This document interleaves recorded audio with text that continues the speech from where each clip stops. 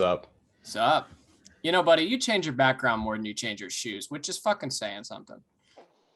Wow. Just starting it off right, huh? Mr. Garage Guy, wannabe asshole. Our background walked up and go, hit me. You're so stupid. Yeah. Oh, you gotta be fucking kidding me. This is the Big Motor Small Plane podcast. I mean, today would be the day to have the Chase Elliott. Yeah, it would be. This is Big Motor Small Blade. I'm Buddy Pulley. He's Seth Dolby. Welcome back. We got a lot to talk about. Gateway, Trucks and Cup were there. Xfinity was in Portland, and it was a nice wet. Portland was wet to have NASCAR back. Portland was a big wet mess. Yeah, it was. Well, before we do that, let's just hop right into it. Fucking the NAS trucks. Well, we'll give you an update on Bushwhacker. Bushwhacker, we don't know what we're doing. We'll figure it out. We are working and we'll get back with we are working on a restructure of that entity of this channel and network. So we will have news about that shortly. Anyway, getting into the trucks at Gateway. Like I said, trucks were at Gateway. It was a day race, which I thought was stupid. I thought all week it was a night race. I didn't even know, to be honest. Yeah, I thought all week that this was a night race. I don't like why did the trucks start at whenever they started? 2 o'clock, 1 o'clock, whatever. 2, yeah. And then Portland doesn't start until when did it start? 4:30? 5 o'clock. Yeah. Yeah. So that's what. I mean, that is out west though, but still. That's still 2 o'clock Portland time. Yeah. Yeah. I mean, so I didn't quite get that. Why subject the fans to 400 degrees heat in God freaking Midwest? Yeah. I mean, I lived in Illinois at one point. Summers are hot. Yeah, they're hot. Summers are very hot in the Midwest, especially in the city. Yeah. I didn't quite understand that. That was kind of stupid. I mean, and the Cup race, I also thought that was a night race all this week. I don't know why I thought all of these Gateway races were night races. Why do you think the Cup race was a night race? I thought it was Saturday night. I thought the truck race was Friday night. I thought the truck race was Friday. I thought the Cup race was Saturday. I thought Portland was on Sunday. It probably would have been better. Yeah. I mean, maybe it's just my mind is, wired to have common sense, but I don't know. That's weird. But that doesn't get the good TV ratings or whatever. Fucking hell. You didn't need to get TV ratings. You had a packed house in Gateway. I mean, good Lord. Yeah, that's part of the thing. NASCAR's always, or maybe not, but probably behind closed doors, NASCAR's always like, oh, attendance is down. Well, yeah, you keep sticking everything in the hottest part of the damn day because that's what TV wants. Yeah. It's like, fucking hell. Accommodate your in-house fans a little bit more. I'm just saying. Now, it was a packed house. It was. It was sold out, and you could tell. That place was packed. I've never seen Gateway that many people in it. Yeah. I mean, and that's saying something because Gateway's had a pretty good crowd for IndyCar and trucks, really. Yeah. I mean, the past couple of years, ever since, didn't they stop going to Gateway for a little bit and then came back? I think so. Yeah. Yeah. I remember just started going back there, right? A couple years ago. I remember being kind of confused, why are we going back to Gateway? But I mean, it's sufficient, I guess. I mean, if you get a packed house like that, I mean, damn the definitely. Racing. As long as you get that many people in there, that's fine. Yeah. Hopefully it won't be the only race in Illinois next year. We know what you're hoping for. Yeah. I don't think we're gonna get the street race. I thought it was in Missouri, buddy.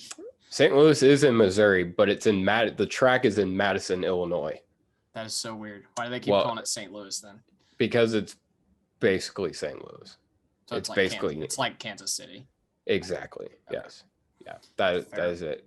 Fair. Geography lessons with the Big Motor Small Blade podcast. Of course, I'm the guy who thought South Boston was in Massachusetts. So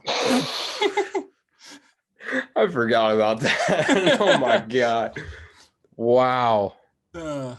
Jesus Christ. And I was there's video evidence of you figuring that out too, which is amazing. I know. Yeah.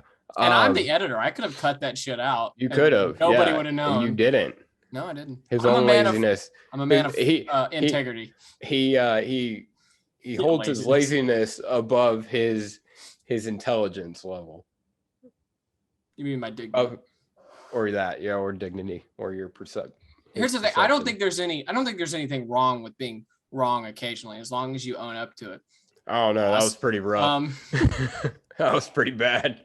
It was, but I mean, I get shit wrong on this podcast all the time. I kept saying that we'd stop having new winners. And now that I've stopped saying that, we've had a second time winner back to back. So I don't know, maybe it's all up to what I do or say, but he's messing with his light. Does that light look better with my light on or off? It's darker now. No, it looks better with it on for sure. All right. Oh shit. Well, there it goes. It looks better. Okay. Turns it off. I didn't turn it off. It stopped doing the thing. Stop doing the lighting thing. All right, cool. Yeah. Oh yeah, truck race. That's what we were talking about. John Hunter's a dumbass. I mean, he showed that. I didn't just learn that, but like he's reiterating it for me. He showed that he put that on full display back in, what was it, 2018?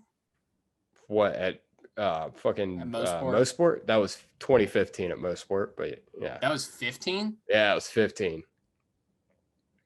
Are you fucking serious? Yeah, because it was the day of the first Southern 500 that was back on Labor Day. No, it had to have been 16 because I remember being at the Southern 500 when you showed me that. Had to have been 16.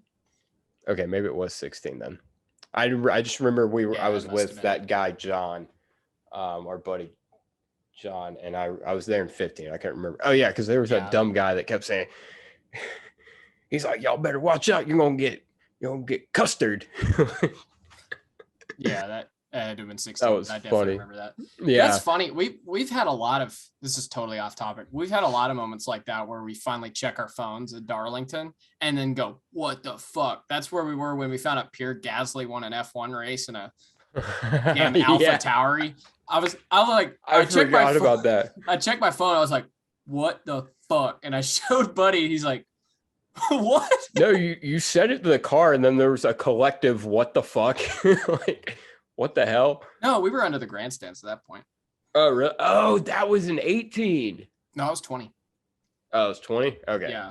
There was something that the year before someone weird won the F1 races. We were on the way to Darlington. I don't remember who it was. Yeah, I don't remember. It doesn't matter. But John Hunter. It was on full display again. He's not done as well this year as he did last year. And it's a thing that happens with drivers when they start winning a lot, and then they don't win. They start doing dumb shit. And that's going to be like the theme of this episode. You mean like Kyle Larson this year? Yeah, Kyle Larson's a good example. But no, John Hunter, several occasions this year where he's just done some like mind-boggling shit. This is not nearly the most egregious thing. What he did is he tried to bob it in there 3 wide underneath Stuart Friesen and I think it was Chandler Smith. And just, there were no way he's making the corner. Just sails it off in there, gets all the rumble strip and loses it and wrecks his truck. And like, he's not driving with his head this year, which is weird because I mean he's got fast enough trucks.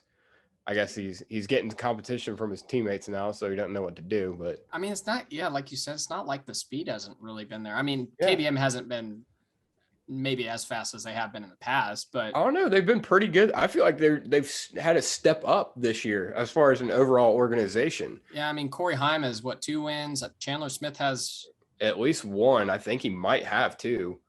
Or no, he won 2 last year. He's got 1 this year, I think, so far. 1 this year. Kyle Busch hasn't, but he's been close. Or did Kyle? No, Kyle didn't win yet. I have no clue. No, Chandler beat him at Vegas. That was what it was. Yeah. And then John Hunter's got that 1. Yeah. Yeah. But yeah, it like you said, the overall team is a little bit better, it seems. He needs to take a step back and reevaluate things. Like just run, just take what it gives you. As like one of the golden rules of racing, just take what the car or truck gives you. Yep. Um, If the car's and fifth, put it in fifth.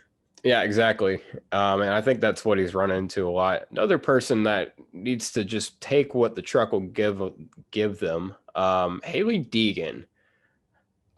She actually got some track position for once in her life. Had something go her way, which doesn't happen often. But this is something that happens when Haley gets up there, and I think it's a product of she runs in the back with the hooligans every week because she either has bad luck or her truck sucks. Um, and I think she's learned to race like this. She just raced like a complete moron when she got track position. I mean, she was running into, just drove into the door of Stuart Friesen, just cleaned out his, I guess it was ran him into the wall, cleaned out his right front.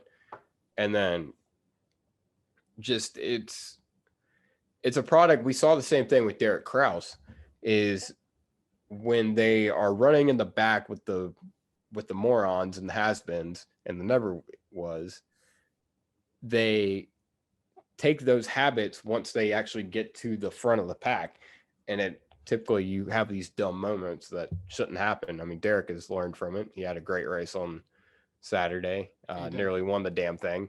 Till what's his name, Eckes got by him, but I mean, who would have seen that coming? Derek Kraus coming out of nowhere and having a shot.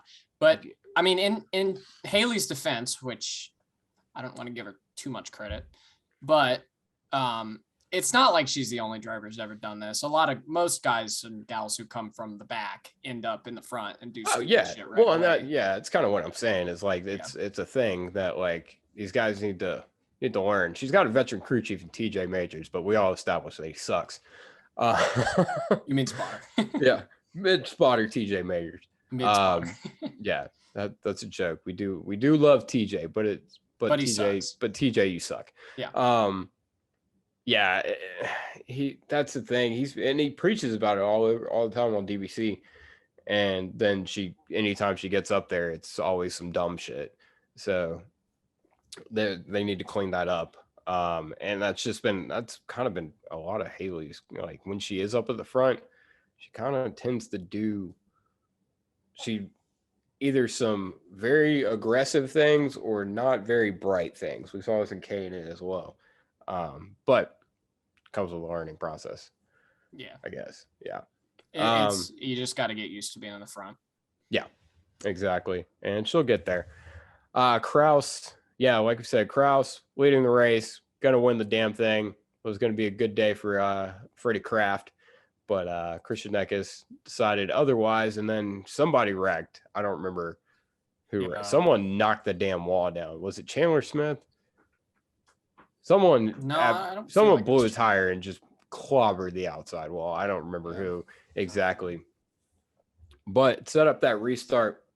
No, it definitely wasn't Chandler Smith because he was up there for the restart. Yeah. I'll think of who it was in a minute. And Corey Heim gets the dub, second win of the year. He snookered him on the restart and got it done. I know Chandler Smith was pretty frustrated. Keeps coming in second to his teammate. So was Christian Eckes. Huh? So was Eckes because he was leading on that restart. Yeah, maybe I'm thinking of Eckes. I get all those Christians mixed up. That means two things. Anyway, yeah, Corey Heim won. Cool. I don't know. I mean, yeah, another win for him. I mean, yeah, for a part-time guy in that 51 truck, I mean, he can hold that over Kyle's head and that he's won this year and he hadn't. So how many races has he even started this year? Kyle, I think 2. Not Kyle. 2 or 3. Who? Heim? I have no clue. Okay. I think maybe 4 or 5, maybe something like that. Yeah. Maybe more. Step up though, because he was racing. Him and Ty Gibbs raced like fucking morons in ARCA together. And Heim's actually showing some promise now. Another thing, I want to give a shout out to Rajak Ruth. Had a top 10 run in his first ever Truck Series race. We were talking, was it you I was talking with yesterday? I believe so. Yeah, we were talking about how Rajah just kind of came out of nowhere, like until Steve Phelps said something about him last year or the year before or whatever. Yeah. No one knew who the hell Rajah Caruth is, and then he just kind of appeared, and like, Yeah. he's doing solid, dude. I mean, he's Yeah. consistently up there in ARCA. Still, I don't think he's gotten a win yet, or has he? I don't know. I don't keep up with ARCA. So. Yeah. But I mean, to come into your first truck race and put together a solid run and put a top 10 in, that's awesome. Yeah, and it's like, because I mean, he made a couple of mistakes, but you know, that's to be had. But he did run a relatively smart race. Like he stuffed it in the wall once, but that's just overdriving it. Yeah. But he did a solid job. I think he sped on pit road. He did a solid job of just, and he said this before the race, he's going to take what the truck gives him. Seems to be a theme, right? And he ended up with top 10. That's saying something, because look at the other guys. I mean, it's been Alex Bowman, William Byron, Chase Elliott, and Rajah Caruth in that 7 truck. And obviously those are Cup guys. You know, one of them a Cup champion, one of them has 2 wins in Cup this year, and the other one is a hack. They, you know, them going to the front and putting it up there is expected. Rajah having a good solid top 10. And that Spire truck, I mean, it's a good truck. Yeah, it's a decent truck. Yeah. And yeah. I mean, where did Elliott even put it in the 7th? 7th. So I mean, that's not far behind. No. Behind Elliott. I mean, it was dirt, so it's a little bit different, but give him a couple more starts, which he is going to have a couple more starts. I think he's going to be at. Never mind. I don't know why I said that. I don't remember where he's going to say. He's 3 more races this year. I think Phoenix is one of them, and then 2 other races. Either way, he's earned it. He definitely has. Yeah. Carson Hocevar, man, he even looks like Bad Luck Brian. He cannot catch a break, dude. Yeah. Like, oh my God. He kind of had a rough race. He coined himself out across the nose of Matt Crafton, and then at the end of the race gets caught up in a wreck, and then just gets absolutely fucking clobbered by someone. I forget who it was the 5 truck. Yeah, I don't remember. Yeah, and if you want to go listen to the in-car audio, it's not fun to listen to by any means. Carson, what it seems like is his ankle is pretty busted up, pretty bad from what we understand so far. So get well soon, Carson. Hate it for him. I mean, just cannot catch a break. Like, I cannot catch a fucking break. I mean, last week at Charlotte, the week before, wherever they were, like it's every week. It's like, damn, feel bad for Carson Hocevar. Week after that, damn, sucks for Carson, man. Week after that, kid can't catch a break, and here we are again. I hate it for him. Hopefully, it's not too bad. Hopefully, he can make it to the next race. Where are they going next? Sonoma. The trucks are running Sonoma. Yeah. I don't know if he's gonna make Sonoma, buddy. Yeah. Even though it looks probably like it'd be the left ankle, you do need the clutch a little bit. To get out of pit road. You need the clutch. So hopefully it's hopefully it's just a couple race thing. Hopefully it's not any worse than that. Again, we're still kind of waiting on updates on that. So sucks for Carson. Really feel for him. This is something that we need to talk about. How long it took them to get to him and get him out. Well, maybe not getting him out, but just getting to him. It took him a really long time for whatever reason. It might just be the proximity of where it was to where they have guys. I mean, that doesn't make sense though. It's right there in turn 1. Like, that's normally where like an opening is. That's normally where the first opening is. Like, yeah, I don't. Like, there's no reason it should have taken. I think they said 50 seconds for an ambulance to get to him. Yeah, that's pretty bad. And there's another instance with the safety crew this weekend at Gateway. Parker Kligerman's car caught on fire in practice. He pulls into the garage, and it takes them, it seemed like 5 minutes for him to get a fire extinguisher on it. Like, I mean, Parker's like trying to find someone, and you see this guy like fucking just running, looking like a Paul Blart looking motherfucker, running with a damn fire extinguisher. Yeah. Um, to get there, it's like all weekend long, the damn safety crews were just awful. Yeah, this is like IndyCar level slow and bad. Like, yes, we're back to the slow Matro safety team days. God bless. God, yeah. Well, yeah. I wanted to actually. Can I go ahead and bring this up? It's about safety. It was more related to the. Here's the thing. I do want to say this. They said the reason it took so long for the firemen to get to Parker is because they were at the other entrance to the garage, because that's where the cars were entering in. They said that's why. Why don't they have two teams? Well, there's only one problem with that. One, they should have two teams, yes. Yeah. Only one problem with that. As Parker's pulling in and on fire, you see other cars pulling around Parker going through the same entrance that he was going in. So clearly that was not the issue. Yeah. Like, well, it made me. Maybe you should schedule your lunch break not in the middle of cup practice. I mean, yeah, obviously. Like, but that leads me. I wanted to talk about this. It's not related to the truck series, but it is related to safety, and not with the recovery team. But I mentioned it a couple weeks ago on this podcast that NASCAR has got to look into actually taking pit road safety seriously. And we saw it today.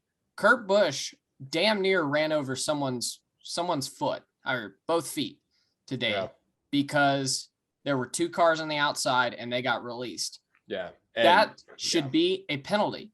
I'm sorry. You are putting people's lives in danger. You're putting them in danger of bodily harm for no reason, when you could just simply have an unsafe release penalty that would deter guys from doing this. It wouldn't stop it completely, but it would be like, hey, hang on. Okay, go. Yeah. Like, losing two spots on pit road sucks, but it's not as bad as breaking someone's feet. Well, and it's funny you mentioned that, because I mean, we saw Joey Logano was kind of calling for a penalty for an unsafe entry. Yeah. He said that Denny Hamlin, basically accused Denny Hamlin of running over his guys on purpose on pit road last week at Charlotte, which Joey Logano is a fucking absolute fucking brain dead dumbass for thinking that Denny Hamlin, like, dude, I'm sorry, Denny's fucking dumb, and we can talk about how all the dumb shit Denny's done all day, but no driver on pit road is going to intentionally try to hinder or hit another crew member in order to gain spots on pit road. That's not how that's going to work. Yeah. Like, you can't accuse a guy. Like, that's fucked up. But should that be a penalty if you do hit somebody? Say you cut in too early. I think that should be a penalty. Well, no, because here's the thing. For what it's worth, I haven't seen it. So Denny made a good point. The crew guys swing out so fucking wide to get into position. Yeah. They're going all the way out, damn near outside the damn pit box, so they can get into position. And when you have two cars, and Denny made a good point here, you chose to pit there. You chose to pit behind me. Yeah. Like, and as long as both of us don't get in trouble, we're gonna be pitting around the same time. Yeah. And that's going to be an issue. So you're making a call for this when it's like you put your crew, or you and your team put themselves in that position. I mean, for what it's worth, though, Denny did say it was his fault. He said, I looked at it. That's my fault. But the only reason I even bring that up is I'm not usually one to be for balls and strikes calls in our NASCAR officiating. But in situations like this, if the driver is cutting it in too early and putting a team in unnecessary danger, whether he means to or not, if he is, I think that could be a penalty. But you also need to be able to look at it and be like, okay, the crew member is like holding the tire way too far out, or they're swinging too far out. Yeah, that's like one of the bigger pit boxes would solve that. Yeah, but I mean, that's a lot of infrastructure. You can't exactly fix that at every track. Yeah, exactly. Well, here's the thing. Here's another reason I was kind of confused at why Gateway got a cup date is because it is the narrowest pit road in NASCAR. And they said that during practice, and I'm like, this should have been reason number one why this track doesn't need a cup date. I mean, it didn't put on a terrible race today. We'll talk about the race later on. It wasn't bad. The crowd was full. It was great for most everything about it was pretty good. But this is a big thing that can't happen. I mean, because that's directly related to what you're talking about, is because the pit road is so narrow. There's no reason that it should be that narrow. That's ridiculous. Like, they need to definitely widen that pit road. Yeah. I mean, it's like I was talking about Kurt. Kurt was an inch and a half, it looked like, from running over that guy's feet. I don't remember who was spitting in front of them. You were holding your breath and biting your nails every time they came down pit road today. Yeah, I mean, for that reason. Zane Smith got hit on entry in, I think it was the first or second stop. Guys were cockeyed out in the box. Like, I thought someone was going to get nailed. Yeah, we got lucky. That's another thing I've talked about before, is we have a lot of these incidents where we get lucky. We're just, playing Russian roulette and winning every time. I think that was your quote. Or you got that from somewhere. That's where I heard it from. But we're playing Russian roulette with 5 bullets, and we get lucky every time. And eventually, I've said this eventually before, we're not. Yeah. We're going to fucking kill somebody on pit road. And we need to seriously take pit road safety seriously. I think something to be said about Gateway is, I think you look at it, it's hosted Xfinity. I think it's something that may have gotten overlooked because it's hosted Xfinity and truck races. Typically, there's more cars a lap down, or less cars in the race, or less competitive cars pitting at the same time. So this isn't as much of a problem in those races. So I feel like it might have just been an oversight that, like, oh shit, no, we're going to have 35 guys on the lead lap that are all pitting at the same time on this narrow ass pit road. Yeah, so that, and this year the cars, the field has been so competitive. Yeah, exactly. You're not putting nearly as many guys a lap down this year. Yeah, I mean, Denny Hamlin was the only car lap down for a long time. And that was because he broke something. Yeah, exactly. Yeah. Anyway, getting into the Xfinity race, let's talk about that. They were in Portland, Oregon, at Portland International Raceway. First time the Xfinity series had been to Portland. Is IndyCar still good at Portland? No, not anymore. Really? Oh. Yeah, I don't know why exactly. That might have been. Yeah, it's weird. When's the last time they were there? What, 2020? I think it was 19. 1920, yeah, because didn't Takuma Sato win? Yeah, I'm pretty sure. Yeah, that's right. Yeah, it was Portland's a fun. I remember seeing it because they raced Winston West races there back in the day. And I think K&N raced there within the past 10 years. And then IndyCar race there. It always seemed like a good track, and I kind of wondered why it was left off, because there's definitely Sato won in 18 for what that's worth. So I don't know if we went there in 19 or not, but I think okay. But it's definitely an area of the country that's lacking as far as like big time motorsports. And it seems to be an area that turns out decent crowds whenever we do go. Yeah, exactly. And by we, I mean motor racing in general, not NASCAR specifically, but yeah. But it was raining, which who would have guessed that? Portland, Oregon, it was raining. I think they said 156 days out of the year it rains in Portland. Something like that, yeah. Yeah, I thought that was low. Yeah, I also thought that was low. I was like, that's it? I think Trevor Bain said 360. That was his guess. Yeah. But yeah, it was raining, and it was an absolute shit show. Not necessarily because here's another thing. People are way too quick to give up on a track because of conditions of the track that are out of the control. Yeah, especially for a series that doesn't really race in the rain very often.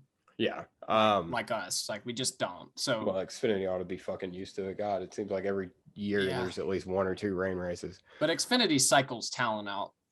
It does, yeah. Every few years. Yeah, speaking of talent and cycling out, Ty Gibbs and Noah Gragson got in a nice pissing match. Yeah. I gotta love Ty Gibbs doing his sponsor right and just dumping Noah Gregson. What was his sponsor? Oh, it's a thing, you know. I have no clue what his sponsor was. I'll look it up afterwards. Yeah. I don't think You'll get it when you see it. Okay. Yeah, I mean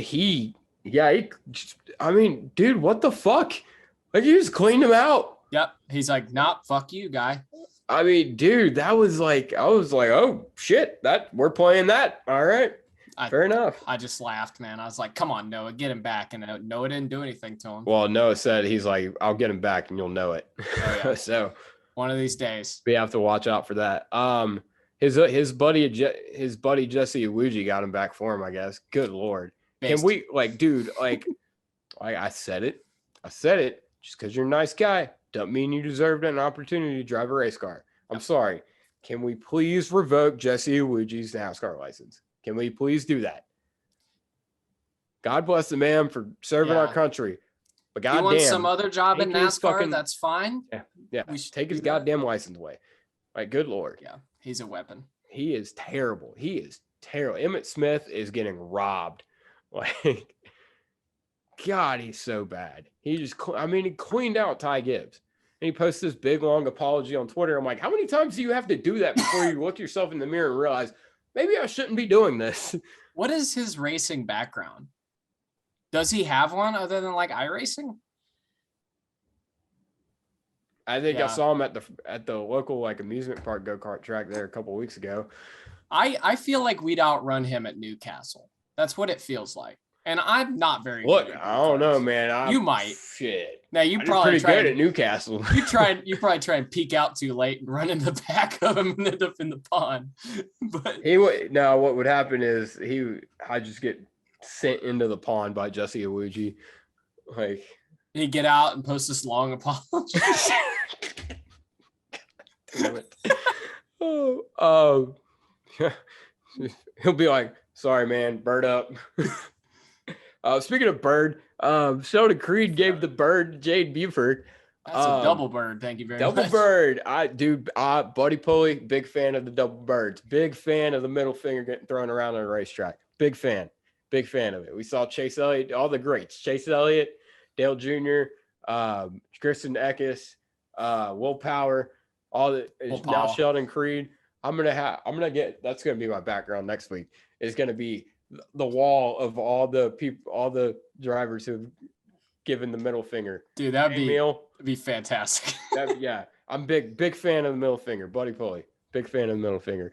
So Sheldon Creed, I already like Sheldon, but he gets a little upvote. You know, the old truck prince, Sheldon Creed. The truck prince, Sheldon Creed. Yeah, I love the glasses too. Nothing goes better than two double birds than four eyes. I'll tell you that. Right. Speaking of four, damn, I'm killing the segues today. Why the fuck are we go four wide into the first turn of a goddamn Xfinity road course every time? Every time it rains, we are four wide into the first turn. Because those guys go. Why? Explain to me why. Because those guys go, oh, it's raining. I can go wherever I want. Oh, shit. Dude, it is absurd. Why the fuck? This happens every single. I'm sitting here. We're on the restart, and I'm like, they're gonna go. Like, I'm like, they're gonna fan out four wide, and we're all gonna wreck. I mean, we saw it happen at Road America every year. Like, yeah, I don't understand. Well, like, where have you guys never played a fucking EA Sports NASCAR game? It doesn't work. I mean, even in like theory, it doesn't work. No, it doesn't. Yeah, it's like, why? Especially to a tight chicane corner like turn one at Portland is. Dude, you could barely make that corner double file, much less trying to send it four wide. I mean, in their defense, though, I mean, when IndyCar went there, we ended up with the pile up where I don't remember who the hell was flipping through there. Did Scott Dixon flip? Was it Dixon? No, Dixon didn't flip. Dixon was right behind it. It was Ray Hall. Yeah. So even in IndyCar, we had crazy, ridiculous shit go on in turn one at Portland. Yeah. So maybe it's just people think I think don't get it, dude. Actually, I think it's because Portland, the straightaway is so damn wide, And then you get down to turn 1 and That's every damn road course, it seems like. But racing drivers see the big wide and they're like, okay, I can go 15 fucking wide. And then they get down the corner. Did you not go the last 48 fucking laps when it was still narrow down in turn 1? Like, it didn't change. I'm not saying it makes sense. I'm saying race car drivers are race car drivers, and that's the way they think. I don't understand why it's every year we got a goddamn JD Motorsports car tearing up his shit just because we're going to go 4 wide at Portland because I'm going to go from 13th to the lead. Racing drivers think that they need to be high, wide, and handsome at every fucking moment for some damn reason. They're definitely high. I don't know about wide and handsome. AJ Allmendinger, man, he what a drive by him. He won the race. What a day, dude! Oh my god! I mean, he looked like me at damn Newcastle. I was so surprised that they were so bad in the rain for the longest time because he won that damn Roval race in the rain, and he was fantastic that day. Yeah, and it was fucking. They were. That was a lot of water. Raining. Too. It was raining. Now I don't know if he was going to win that race if Chase Briscoe didn't spin out, but yeah. Seen that before. At least in this one, at least in that one, Chase Briscoe hit like the biggest damn puddle in the world, and it was dark as shit. So I can excuse it. Yeah. AJ Allmendinger spun out like 17 times. It seemed like he went to the back, like got lapped. Like I was just like, wow, AJ just really just blew it. But then every like wreck after wreck after wreck after wreck, like guys just could not screw their heads on straight. God, that is I don't even want to talk about it. How fucking stupid Xfinity is sometimes at road courses, especially in the rain. It's like, oh my God, just screw your head on straight for 1 second. Like, well, I mean, we say that. But anyway, AJ Allmendinger came out. We say that, but then we had the one cup race in the rain, and it was exactly like that. So I don't. Well, maybe not exactly like that, but it was a lot like that. So maybe just these guys get in the rain. I think these guys just get in the rain and they just like, it's kind of like driving on the road in the rain. Think about Coda and Cup. That wasn't necessarily people not screwing their heads on straight. That was more about track conditions. I don't feel like we saw too much like egregious, like just stupidity. Yeah. I mean, to an extent, but people like to think that racing doesn't follow kind of similar trends as road driving does, but it absolutely does. When you get in the rain, people all of a sudden just like don't know what the fuck they're doing. And I don't know if it's just because they don't think they can see or I don't know. People get in the rain and they just in a car and they just don't remember what the fuck to do. I thought fucking Andy Lally was going to win this damn race for a second. That would have been wild. Yeah, that would have been. Wasn't there someone else up? Oh yeah, Mike Snyder was. Yeah, like Mike up there. Snyder. Well, he raced Euro NASCAR, so that wasn't totally. Oh, okay, I didn't realize that. Out of question. Yeah. But yeah, either way, AJ Allmendinger won. He's won, I think they said 8 road course something like that. 8, 42, same thing. Well, I was surprised to find he had 4 oval wins. I didn't realize he had that many. Oh, really? Yeah. I was trying to figure out what the 4th one was. He's got Bristol, Vegas, Atlanta. I don't remember what the 4th one was. Yeah, I don't remember. Yeah, I don't know. Anyway, congrats to AJ. It's the 2nd win of the year. He's doing the old Clyde special. He's won 2 road races this year. See if he can get another one. It's exactly like Clyde. He won Coda and he won a rain race. Yeah. Okay. Cup race. All right, getting into the cup race. Fun stuff. Yeah, so Dane Smith, I wanted to give a call to him because it was his first Cup Series start because the man Chris got COVID. Or he's under COVID protocol, whatever that means. It means they're waiting on negative tests is that's what it means, I think. Okay. Why don't they just say he has COVID? I don't know. Anyway, he finished 17th. Solid run for Zane in his first Cup start. Did he beat Brad? Yeah, he beat Brad. Wow. Brad finished 20th. Good on you, Zane. I say wow, like I'm shocked that Brad ran like shit today. Yeah, I don't know, man. Zane Smith, man, he is an underrated talent. I've said it here before. He is an underrated talent, and I think he's going to be solid. Yeah, I mean, when he popped up in the top 20 there toward the end of the race, I was like, hell yeah. Good on you, Zane. He ran a solid race. He ran no one. Here's the thing. Here's how I knew he was going to have a good day. I didn't hear his fucking name all race. I didn't hear his name the entire race. And typically, if you do that, especially when people start jimmy jacking around, you're gonna have a good day. Obviously, no need to beat around the bush. Let's talk about the big thing in the Cup race. Denny Hamlin, Ross Chastain, and Chase Elliott. Denny and Chase fans can finally agree have on a something. common enemy. Yeah. Ross Chastain raced like a complete moron today. So to all of you people who wanted to excuse his actions at Coda, you can lick my nuts because I fucking said this. And I've said it, and I've said it, and I've said it for the past 4 fucking years with this motherfucker. He can't drive worth the fuck. Like, he runs over people all the damn time. Like, I mean, okay, I can't say he can't drive worth the fuck. He's a hell of a driver, but he doesn't know how to screw his head on straight. Anytime he gets in a position where he's consistently running well, he blows his head off his shoulders because he thinks he's God, and he fucking he runs over everyone. The funniest thing about this to me is in the confines of so predictable. Well, yeah, but in the confines of like 3.5 hours, we saw the least mature thing I've ever seen out of Ross Chastain, and then subsequently the most mature thing I've ever seen out of Ross Chastain. We'll talk. Well, so we'll talk about that. Okay. So what happened? Ross runs over Denny Hamlin, just runs him over, cleans him the fuck out for no good reason at all. I mean, what were we, like 35 laps into the race? I don't something stupid. Him and Denny had been racing each other hard, and then I guess Ross decided he was done racing and just cleans Hamlin out, ruins Denny's day.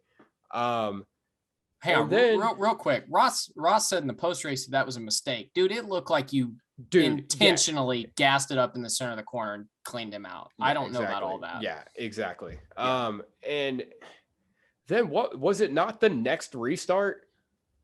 It might have been 2 restarts later. Anyway, 2. Yeah. So we'll take it piece by piece. Okay, cleans Denny out. He goes to lap Denny. Denny runs him all the way. He runs him down to the damn Marcus Ericsson line on the back straightaway. Oh yeah. And tries to wreck him. I don't know if he was trying to wreck him. I don't think he was. Yeah, I don't think he was. And then several more times throughout the race, he was in Ross's way and just blocking the shit out of him, just making life difficult. I love what Denny did. He didn't go in there and Kenza them, which I think he had all right to be honest with you. But I mean, his car probably wasn't fast enough to do it. But he didn't Kenza them. He didn't even get into them, I don't think. Yeah. But he made his life extremely difficult for the rest of the race. Here's what I'm going to say about it.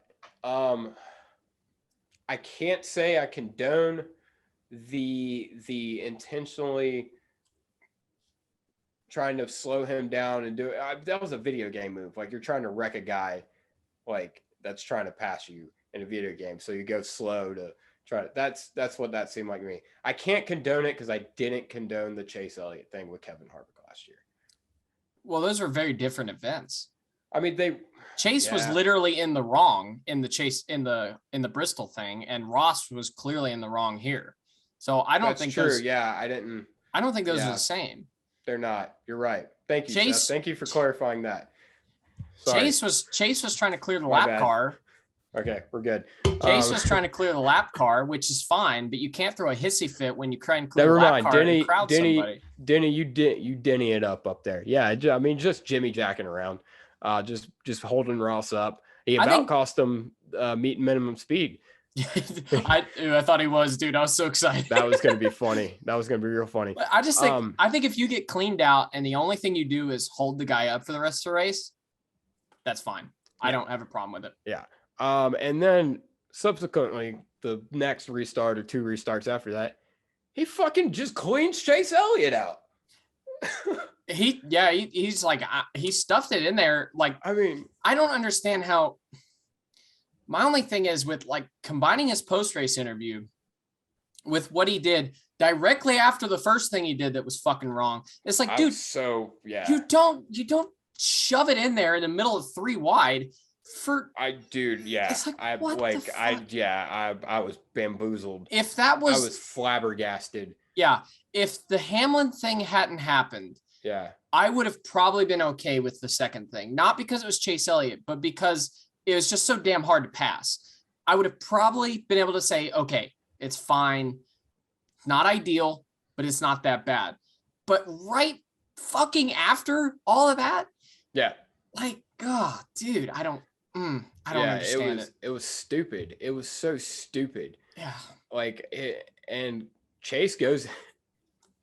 Funniest fucking thing is Chase sends him into turn 1, and then sends him right into the path of Denny Hamlin. And Denny's like, it's like he teed him up, man. Yeah, man. It's like he teed him up. That was an assist. If I didn't know any better, I would think that they had a conversation on the spotter stand, like, damn, Eddie DeHaan went down to what's his name, Lambert, on the 11 team, and was like, all right, here's what we're gonna do. Yeah. I'm gonna shove him up. I'm gonna tee him right up. He's gonna come right back down, right where you are, and you just. Dude, that was fucking Nikita Kucherov setting up a one-timer for Steven Stamkos. That was textbook. That was a textbook hockey move. That was Elliott. Fantastic. Dude. Yeah, I loved it. That was funny. I was not a fan of the fact that they almost took out the man BJ. I did not like that. Kudos for BJ for sticking up for himself there. That was pretty cool. Yeah, I remember I saw they cut to I guess it was Chase kind of sideways. I was like, oh God, Ross again. Yeah. And then it was like they showed it. I was like, okay, that's not too bad. Yeah. No. But yeah, dude, Ross in my eyes, Ross was on like thin ice. I thought he did it again. I was like, oh, Chase is gonna clean you out, dude. Yeah. So anyway, here is what Ross Chastain said after the race. He said, at this level, I just have to be better. I owe half the field an apology. Yeah, sorry. I owe half the field an apology.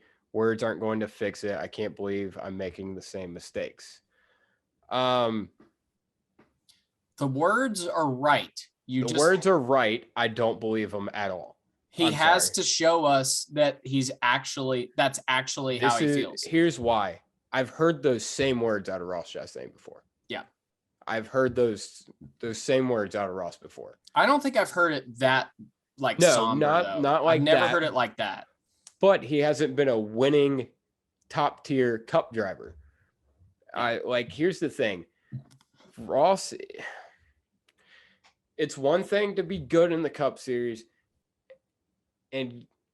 but it's another thing to be respected. And I don't think Ross is respected because, I mean, theoretically, he's run around, he's been in NASCAR for a while. He's been in Cup for a little bit. But theoretically, he's only been in a competitive Cup car. This is only his second season in a competitive Cup car. So these guys are still kind of getting used to how Ross Chastain races, and he races like a prick. And I mean, you could argue he's not going to survive. Yeah, I mean, you could argue this. You could argue that this is the first season in a competitive car. The Ganassi 42 was not consistently competitive last year. Yeah, and so he gets in. He's doing a hell of a job. Can't take it away from him. Ross is doing a hell of a job in that car. He is top 5 every single week. No matter where we are, he is there. Yeah. But this is something that you just can't do. You can't just run over guys. You can't just clean AJ Allmendinger out at Coda.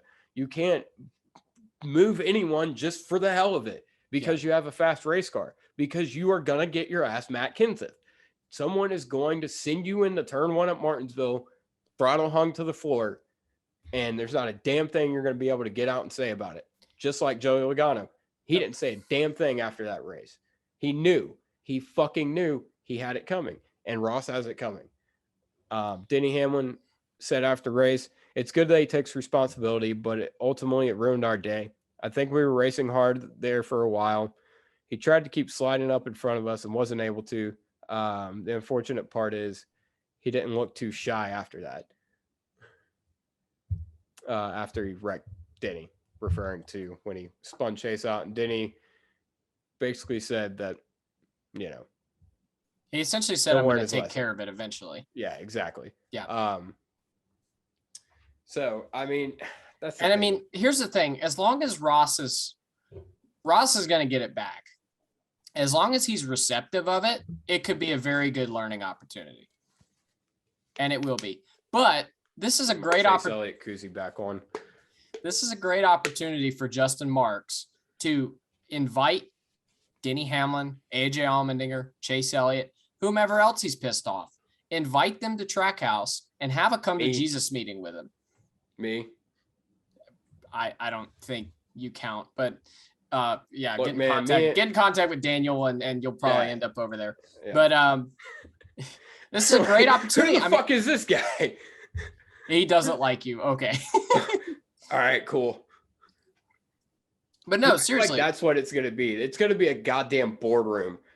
Well, yeah, keep it to it's going to be the fucking auditorium at the Charlotte Convention Center. Keep it to 3 or 4 people, I think. But I mean, Denny Hamlin, Chase Elliott, AJ Allmendinger are good guys to have there, and then Justin Marks can also be there. It's a good opportunity. It would shut the fuck up. It would be a great opportunity to just get that out of the way because fuck off. I'm sorry. Yes, go ahead. It'd be a good opportunity. Justin would love to save himself the car. Put it that way. Yeah, cover your damn mouth. Justin would love to save himself the car. And it would be good for Ross to just sit there, not say anything, duct tape his damn mouth shut if you have to, not say anything, and just listen to people. Denny Hamlin's been there. He's done this stuff.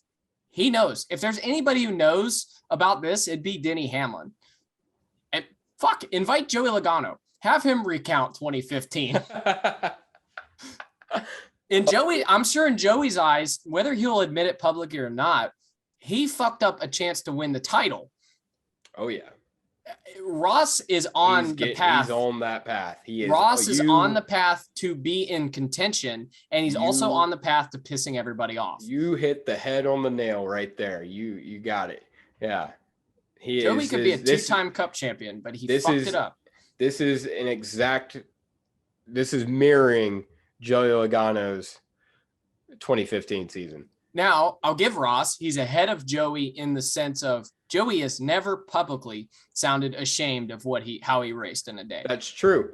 But it's something to be said.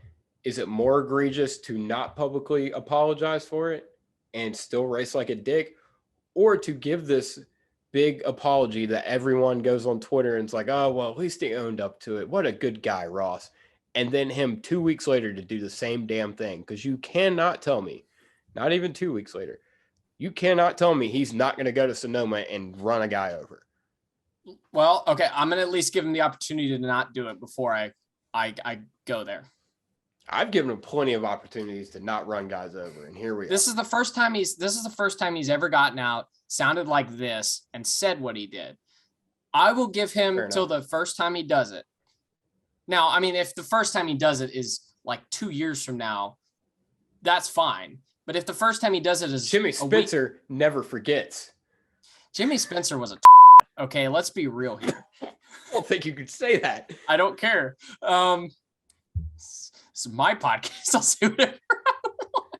You have to bleep that one. Anyway, go ahead. What time is it? 10:17. 10:17. That 10:17, my ass. Anyway, what was I talking about? Oh yeah. So yeah, if Ross calms the fuck down, I will accept this. If he goes out next week and acts like this again, that's the last straw for me. I will be booing his ass every time. It could be a damn drinking game.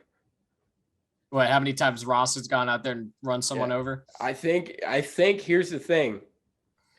He is like, it's weird because you brought it up and I hadn't really thought about it, but I should have thought about it. It is literally just like Joey Logano because he started winning and everyone was like, oh, cool. He seems like a nice guy. Yep. But didn't last long. Now I feel like I'd love to be a fly on the wall when he gets called for driver intros at Sonoma. Oh my God. Well, even Joey's second win, even Joey's like second career win, he went out there and cleaned out Mark Martin. You didn't clean up. I still don't have a problem with that. I do. It's Mark Martin. I mean, now looking back on it, yeah, one, it was Mark Martin. Two, hindsight's 2020. We all know what Joey. It's just like I'm always of the opinion, and it's guys like Denny Hamlin, guys like Kyle Busch, even they tend to race people how you race them, and I'm okay with that. If you're racing Joey Logano, you punt him. If you're racing who's like the cleanest driver in NASCAR? I don't even know. Daniel Suarez. Sure. No, not Daniel. I mean, Whoever. Kyle Busch is one of the cleaner drivers in Essentially, NASCAR. yeah. If you're racing Kyle Busch, you don't punt him. No. You just don't. You try your hardest to get by him. If you make a mistake, you make a mistake. Martin Truex Jr. That would have been a good one. Yeah. If you're racing Joey Logano, you punt him. If you're racing Martin Truex Jr., you run him as hard and clean as you can. Because that's the way they drive. They deserve to be driven the way they drive. It comes back to comes back to this. We were talking about this a couple weeks ago. It's almost to the point to where you have to race guys how Ross races everyone.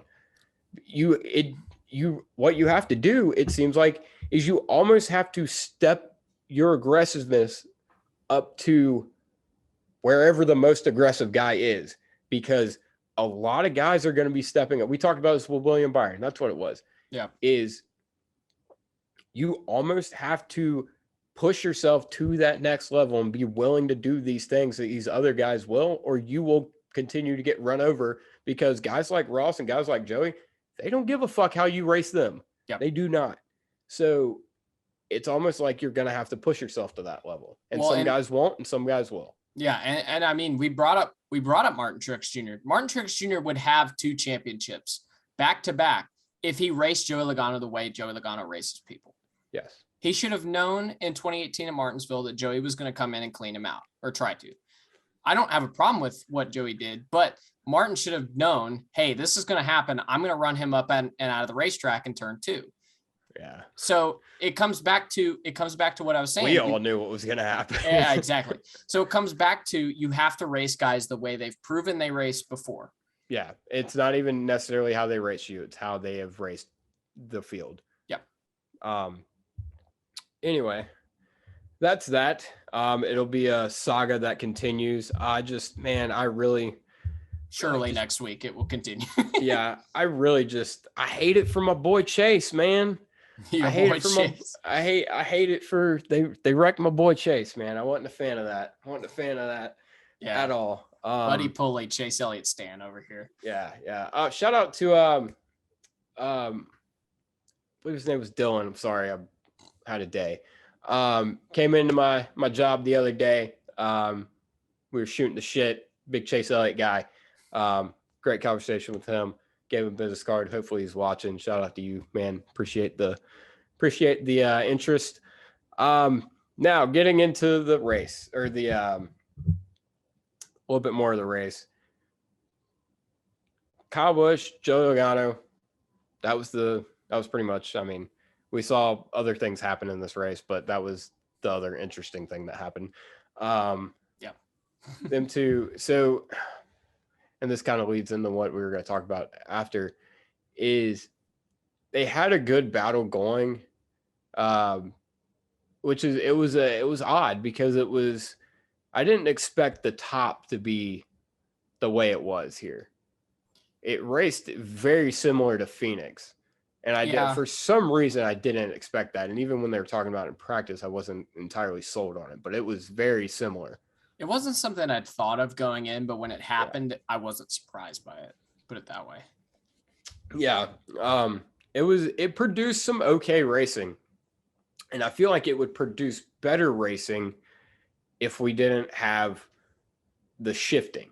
Yeah. Which we'll talk about here in a second. Anyway, Joey and Kyle, that was going to be a hell of a duel. Then what happened? Harvick wrecked, but that wasn't what brought out the overtime, right? That was the overtime. Yeah. God damn, dude. I hope Kevin's all right. That was fucking rough. Yeah, that was. Blew the brake rotor out and blew the brake rotor out and locked up the left front and just clobbered the fucking wall. That's the first time. Yeah, I can't remember last time I saw Harvick take that Harvick has just had to take a minute to get out of the car. Yeah. So worried about that. I would assume it knocked the wind out of him. Hopefully that's it. Yeah. I got a little bit worried when he was walking out of the car. I realized it was just I think it was just the fact that they were banking. And I don't know. His breath back. So I think hopefully he's okay. Scary to see that. Yeah. I was obviously a little choked up when I saw that. Yeah. Shifting. Anyway, no, what we were about to talk about. Kyle and Joey. I really wish that hadn't happened because obviously for obvious reasons, but also because looked like it was going to be really fun to see who was going to win the race. Joey was stalking Kyle there for a while, and I thought it was going to be. I mean, who am I kidding? Joey probably would have cleaned him out. But That's what I was sitting there saying for the last 5 laps. Like, dude, if he can get there, he's going to clean his ass out. yeah, We just know. yeah. And then once we got the restart, it was kind of Kyle slide jobbed him into one, and then Joey slid him into, or no, Joey slid him into turn one, and Kyle crossed over, and then Kyle slid him, and then Joey crossed over, and that was the race. Yeah, Kyle overcooked it a bit, and that was all she wrote. Yeah, Kyle just didn't have the fire off speed that Joey did, which Joey, I mean, everybody called it all day that Joey was going to be the best car or all weekend, and he wasn't there until he was. And he just took a minute to get the track position once he got that, it was pretty much game over. Shifting, finally, we'll get to shifting. Yep. Everything Denny Hamlin talked about in the Dale Jr. download was on display here. It is, yes, everything. Exactly. This race, I knew this race was good. I was not optimistic about this race coming in for that simple fact. What have been the worst races this year? Martinsville and Phoenix. What is this track most similar like? Probably Martinsville and Phoenix. Yeah. And you saw it on full display. We didn't see it at Martinsville as much because we were actually like at the race and it's hard to see sometimes. But hearing what Denny said about how when they shift at a race, guys can completely miss a corner, grab a gear, and you're gone. There's no penalty you pay for being bad. And you saw it several times today where a guy would slide up in the corner or totally miss the corner, and you could tell when they grabbed a gear and they'd just go. Yeah. And it was like, well, I mean, with the exhaust on both sides, I mean, you could physically see it because they got to get out of the throttle. Exactly. So, this race would have been way better if that wasn't a thing. Like, just because you would have got a lot more passing, first of all, ton more passing. And just, why are we shifting? Why are we shifting on an oval? Like, I don't understand this. Yeah, no, especially one that's only a mile long or a little over a mile. No, yeah, it's stupid, man. They got to figure this out. I mean, it's not a hard thing to fix. You just have to fix gear ratios. Yeah, well, yeah, but apparently it's a whole thing with the OEMs and getting them to all prove it. And we've said for however long we need to tell the OEMs to stick it. Well, it's like we're doing all this shit with like horsepower and stuff to attract OEMs, and it seems like that's fading. Like we had talked about Dodge here in the off season. That talk's gone away. We've heard about Honda. I haven't heard anything about Honda recently. Yeah, but apparently they're closing in on a new Honda or Dodge or Nissan. No, I don't know which one, but okay. Happy's shitting. If you can't hear his litter box going off in the background. Well, hopefully he gets through that well. But yeah, hope everything comes out okay for you, bud. Well, it's like listening to. So I sit in the middle of 3 and 4 at Martinsville. So it's one of those things when Denny started talking about the shifting and then guys grabbing a gear and being able to go. It's one of those things I didn't really notice in person in the moment because I hadn't seen it before. Now you know what's going on. You look for it and you could tell. Martinsville for years, we ran this really, really long fourth gear and I didn't think much about it. As soon as I heard Denny say it, I'm like, holy shit. I don't know how many times I saw William Byron blow the damn corner and grab a gear. It happened all the damn time. It did. Yeah. And it's something, it's like now that I've seen it, I can look for it, and it happened all day today. Yeah, this wasn't a bad race per se. It was better than I anticipated, put it that way. Yes, it was better than I anticipated. It was not a great race. No. I would say it was probably third worst of the year. Yeah. I take Texas All-Star. Which isn't saying in 2022, the year we've had, it's been a fantastic year. Yeah. Fantastic year for racing. But I feel like this race could have been better, could have been a lot better had we not been shifting. Yeah. Because there would have been the penalty for you. There would have been a penalty for missing the corner. Yep. And it's one of those things. More passing. I mean, it's hard. It's really hard to pass when you're stuck behind a guy, and there's no penalty for missing arrow. And he misses. He fucks up the corner and he just and just goes. Yeah. I mean, yeah. It's like Martinsville's the easiest place to make this comparison. So compare, I guess, William Byron trying to get by Chase Elliott before the end of stage 2 at Martinsville. Compare that to Alex Bowman trying to get by Denny Hamlin. Very different. Because both were very difficult to pass, but Hamlin was able to stay in front against Alex Bowman last year because he was able to roll the center of the corner really well and get up off in 4th gear. Yeah. Elliott was able to stay in front smooth. He didn't screw up the corner. Denny's always been hard to pass at Martinsville because he runs, it's his best track. He's the best there. Chase Elliott was good because you couldn't get to him because of the dirty air, because the diffuser doesn't work at such a low speed, and we can't get the cars stuck to the ground because we have rub blocks, because we can't afford to replace an undercarriage every week. It's one of those things. It's one of those things with the rub blocks. It's like, why don't when Chase Elliott sends it off into turn 3 and totally blows the corner, doesn't matter. He can just fucking bump a gear and he's gone. Yeah, but with the rub blocks and the undercarriage, it's like, why don't we just mandate ride height rules again? We had that for years and it wasn't a problem. Racing has gotten significantly, I would say, worse since we've had no ride height rules. I don't remember, when did they bring that in? 2017? Well, it's tough now. Yeah, something like that. It's tough now because you have, if you have a ride height rule, then, like I said, the diffuser works better the lower to the ground you get, and you really need it at these shorter tracks.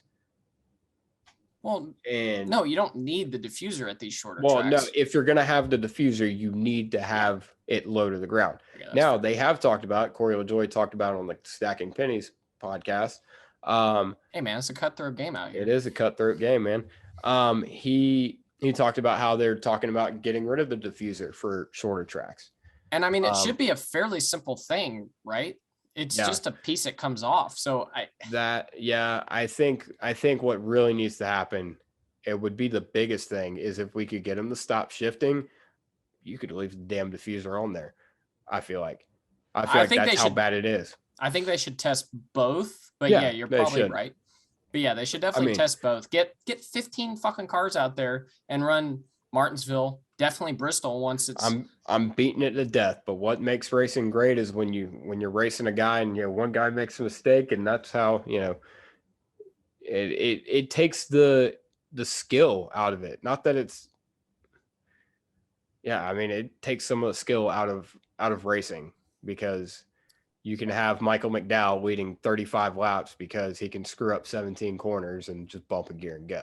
Like, I'm sorry, Michael McDowell should not have been leading this race for as long as he did. That was another thing. The tires didn't wear worth a shit. Kurt Busch, when he won stage 2, had 30 lap older tires than the other guys who stayed out and didn't pit. Yeah. It's like, God bless. Yeah, they got to fix the short track package. Overall, though, like I said, we're kind of harping on it, but it wasn't a bad race. It was better than I expected. It was entertaining enough. Like, if they kept this package, I'd be upset, but I feel like we'd see the same race and it'd just be an okay race. It'd be solid. It wasn't a total snooze fest like Phoenix was, or like a Martinsville was. So, and I mean, it's not like Nashville last year was okay. Like, it wasn't fantastic. Oh, Nashville was a great race. Well, I don't know. It was all right. I don't really remember, to be honest with you. I just remember Kyle Larson leading. Maybe it was just better than. Maybe it was just better than I remember. I think we were just better excited than I expected. I think we were just running. We were excited. We were running Big Motor Small Blade, and we were just like this. That's true. Yeah. I mean, I'm almost worried for that race because it's I'm not worried for that. We might be shifting there too. You never know. Yeah. I feel like that'll be more like a Darlington though. Are we shifting at Darlington? I think some guys are trying to. I don't know if they ended up doing it. I know they're talking about it in practice, but I think it'll end up being like a Darlington in a sense where if we're worried about it. I think it'll turn out fine. I think it'll be a great race actually at Nashville. Okay. I mean, I hope. Obviously, I hope every race is a great race, but it's these flatter tracks really that are. That's why I'm kind of concerned about Nashville because it is a little bit flatter of a track. It's especially flatter, but it's not intermediate. I don't think it's. No, yeah. I don't think it's going to be that. It's fine. But. Yeah. Joey Logano won the race. Fords definitely have an advantage when it comes to these shifting tracks. They won Darlington, and to be determined on whether they're shifting or not. I don't remember. You couldn't pass at Martinsville, so that didn't count. And then they won Phoenix. So Ford's got something figured out on these flatter tracks. And they got close at Richmond too. So. That's true. Yep. So we'll Ford, I like the balance that we have because I feel like Ford's gotten something back because they reevaluated things and seems like they got a little bit of speed back that they lost in the preseason. Toyota's fine, and I think we have more parity than we did at the beginning of the year. We have more parity than we've ever had ever. Yeah, I mean, yeah, but I feel like we have more parity as amongst manufacturers. Yeah, manufacturers than we have. I think. Because I mean, like Ross was fast today. The Hendrick cars were nowhere as far as Chevy goes. That's true. But Truex had probably one of his best races this year. They screwed up on pit road. Daniel Suarez is pick.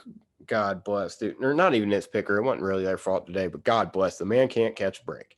Comes into pit road 5th or 6th, and they break a jack. Oh, that's terrible. What the fuck? Like, poor guy. Yeah. But yeah, Joey Logano wins. He wins his second race of the year. I think now it's him, Chastain, and Hamlin that all have 2 wins. I still think we're getting the 16. And Byron. Oh, yeah. Yeah, they said 4, and I was like, wait, what? And I went back through it, and I forgot Hamlin had 2. Yeah. Joey's such a nerd. He had his damn fire suit. The pants on his fire suit are damn high water pants. Like, what a fucking dork. Yeah. How tall is Joey? He's not a lot. Much. Is he? Yeah, Joey's tall. We saw him at Bristol. I don't remember being that damn tall. Taller than us. Well, yeah, that's not saying much. That's true. Sundress, who you got? I got Denny Hamlin. Zane Smith. Yeah, it's Zane good. Smith. I like Zane Smith. Zane. Dumbass. 1, Ross. 2. Okay, I was gonna on the count of 3. 1, 2, 3. Ross. Yeah, thanks. We're gonna do our dumbass in 3, 2, 1. Yeah. Ross. Ross gets the dumbass award pretty clear. Where do you put this on the bitching scale? I give it a Ross. Really? No, it was better than that. Okay, so mildly. The top being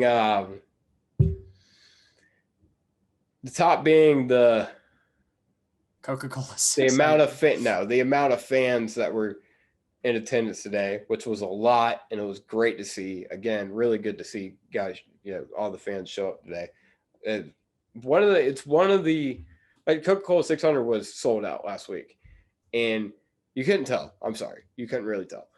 You could tell this was a sellout crowd. That's partly Charlotte's fault too, with the space the seats out. The bottom is going to be Fox producers showing children every cutaway. They didn't show as many children this week. They showed a lot of old men. There were a lot of children, though. There were a lot of children, but it was a lot of old creepy. Men. Yeah. The bottom, being Fox in general showing too many children. It's creepy. Stop it. Yeah, it is. Well, what was it? Was it Xfinity race or was it the truck race? One of those races. It was every damn time they went to show a replay, something else would happen. And then they wait forever, show the replay, and then something else would happen. It was like I would imagine it was the Xfinity race. Yeah. It was, I think it was the Xfinity race. Yeah. I said there have been 100 spins and we've caught one of them live. Like, yeah, we caught Ty Gibbs running over Noah Gregson live. That was for it. Sure. That was it. That was really it. That's it. Might not have been it, but that's what it seemed like. But yeah, where we're gonna put this on the scale. I don't fucking know. I'll put it at. I'll give it how high Chase ran Ross into one. Nah, that's a little bit too high. I'll give it a solid.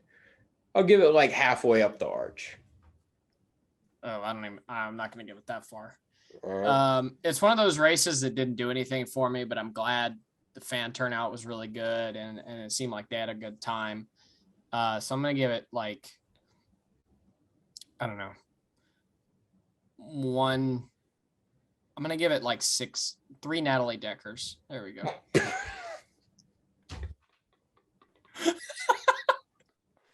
Oh, fuck. Anyway, picks. Sonoma? Oh fuck. Who'd you pick this week? I don't remember. I think, did you not pick Ross Chastain? No, that was Charlotte. That's true. Who'd you pick? I don't fucking remember at all. Damn. I was trying to think about that during the race. So I don't remember. You picked Kevin Harvick? Did I? No, you didn't pick Kevin Harvick. Did I pick Kyle? I didn't pick Kyle Busch, did I? I have no clue. I know I picked Kyle Larson. Yeah, I know that. Did I pick Byron? Maybe. I don't know. We'll have to go back and see. I don't know. I know that I did not pick Kyle Larson, and it's Sonoma. I'm picking Kyle Larson for best Sonoma. road racer in the field, Kyle Larson. Yeah, we'll see if he runs like he did at Coda, then we're gonna have to reevaluate that. Yeah.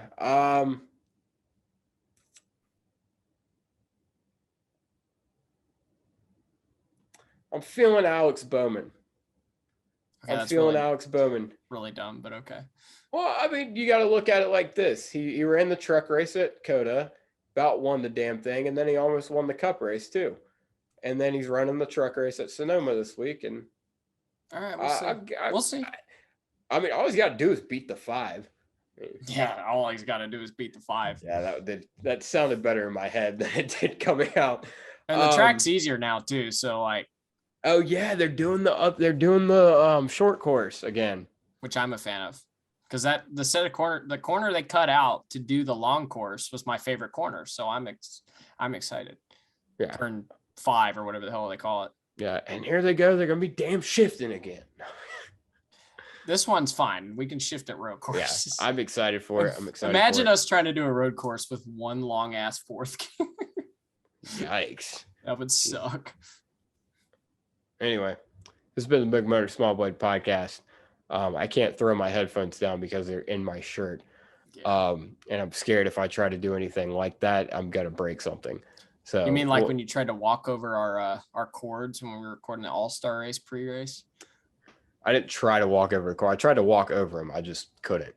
Yeah, that was terrible. He knocked over our shit twice. Yeah, I did. Yeah. I was like, buddy, don't you dare do that again. So that's been the show, guys. It's been great having you guys, and we'll see you next week. Bye.